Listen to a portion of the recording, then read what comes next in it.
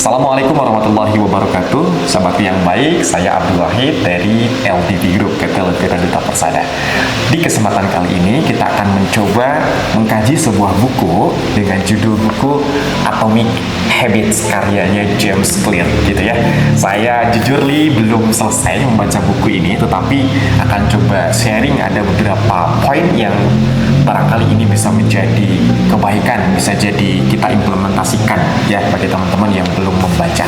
Nah, kalau kita berbicara tentang kebiasaan, ya ternyata kebiasaan itu memiliki makna adalah satu perilaku yang diulang-ulang cukup sering, ya cukup lama sehingga menjadi sebuah spontanitas atau otomatis, begitu ya. Sekali lagi, kebiasaan adalah perilaku yang telah cukup lama diulang-ulang dan menjadi hal yang otomatis, atau dalam bahasa lain saya lebih padatkan barangkali kebiasaan itu adalah respon spontan, begitu ya. Ya, kebiasaan kita misalkan ketika bangun tidur, apa yang kita lakukan, begitu ya. Apakah langsung buka HP, ataukah langsung berdoa, ataukah langsung bergegas ke toilet, begitu ya, mengambil air wudhu, sikat gigi dan lain sebagainya. Nah, itu menjadi hal yang kebiasaan, gitu ya. Jangan salah, jadi atomic habits ini ya, atomic itu kan dari atom ya, kecil gitu ya.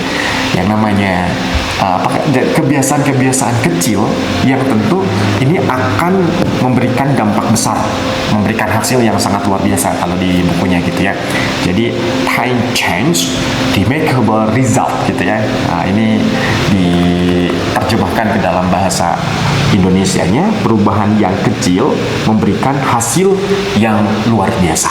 Nah, jadi sekali lagi jangan sepelekan hal-hal kecil, karena hal kecil itu ketika kita istiqomah, ketika kita konsisten melakukannya, maka akan berdampak besar kepada kehidupan kita, begitu ya. Sesimpel bangun tidur, membersihkan tempat tidur ya, membereskan kasur, membereskan habis selimut gitu ya dan sebagainya, itu akan berdampak besar nanti kepada kesuksesan seseorang. Bahkan ada satu riset di Amerika ya, tentara elitnya itu, pasukannya SEALs kalau tidak salah, itu di awal-awal trainingnya, pelatihannya, yang dilakukan itu adalah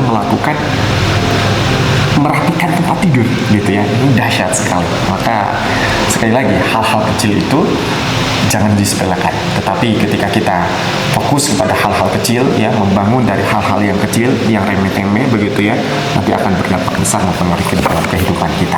Nah, di dalam kesempatan video kali ini saya akan mencoba share ya, ada yang namanya lingkaran kebiasaan ya. Kalau saya akan coba gambarkan, barangkali lingkaran kebiasaan itu, kalau di dalam bahasa lain ada yang disebut dengan loop of ini ya, craving. Nah, Q ya, coba terbesar.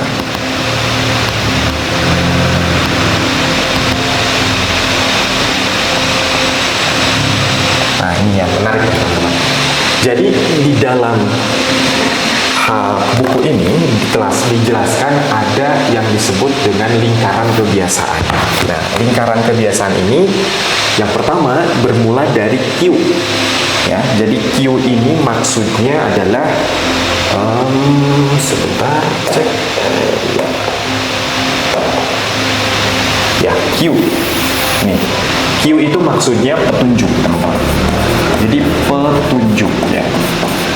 Coba maknakan ya. Yang kedua adalah craving. Craving ini artinya gairah. Gairah. Ya.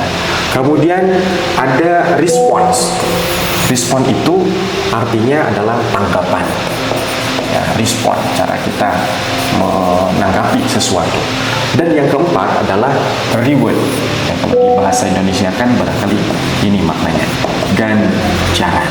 Nah, di dalam buku ini disebutkan bahwa lingkaran kebiasaan itu ya terjadi atas empat dasar ilmu ini, yaitu petunjuk, gairah, tanggapan, dan ganjaran, ya. Cue, craving, respond, and reward, seperti itu. Ya, contoh apa maksudnya? Jadi petunjuk itu adalah contoh realnya, ya. Ponsel kita berbunyi, ya, handphone berbunyi, pertanda ada pesan singkat, betul tidak? Ada notif ting gitu, ya. Oh, itu sebuah petunjuk. Nah, gairah atau craving yang akan kita lakukan adalah Anda ingin tahu pesan itu, kita ingin tahu pesan itu, gitu ya. Nah, kemudian masuk ke fase respon. Apa yang dilakukan? Ya, kita mengambil ponsel dan membaca pesan.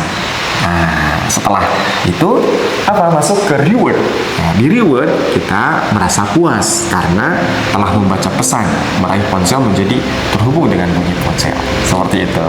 Nah, contoh lain misalkan, ya, petunjuknya adalah cue-nya adalah bangun tidur. Nah, setelah bangun tidur, apa tuh craving-nya atau gairahnya? Kita pengen merasa tubuh kita lebih segar. Nah, respon apa yang dilakukan? Responnya adalah dengan meminum secangkir kopi. Nah, sehingga apa? Reward yang didapatkan adalah kita merasa puas, ya, hasrat untuk merasa segar, ya. Minum kopi menjadi terhubung dengan bangun tidur. Nah, jadi seperti itu. Nah, ini pun dibagi dua, ya. Di fase kedua ini disebutnya fase masalah. Fase masalah.